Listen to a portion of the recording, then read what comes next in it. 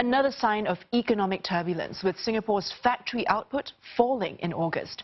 There was a drop of 8% from a year ago, widely missing analyst expectations and reversing a brief improvement in July. Electronics and precision engineering led the slide. Cheryl Lin reports. It's the end of a day's work for these factory workers, but they say they don't always work a full week, as some have been asked by the company to take time off from work. These workers that CNA spoke to did not reveal the reasons why, but economists have pointed out that trade tensions and a downswing in the global tech cycle continued to dent Singapore's manufacturing sector in August.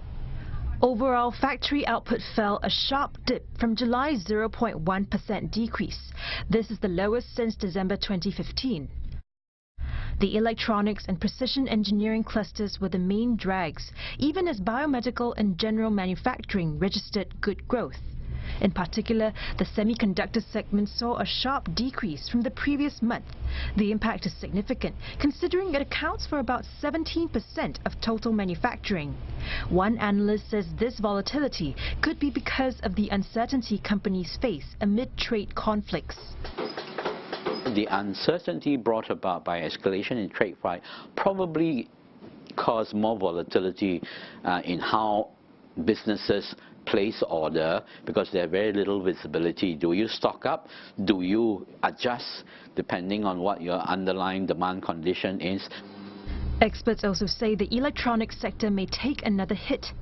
You have another wave of tariffs coming up. So the September tariffs that the US imposed on China covered some more electronics components, but the December 15th tariff would cover more of the consumer electronics. And all combined, this could bring Singapore's manufacturing and exports a step down. Analysts say the latest data revived the risk of a technical recession, defined as 2 straight quarters of quarter-on-quarter contraction. But they say Singapore may avoid this if other sectors can cushion the drag from manufacturing.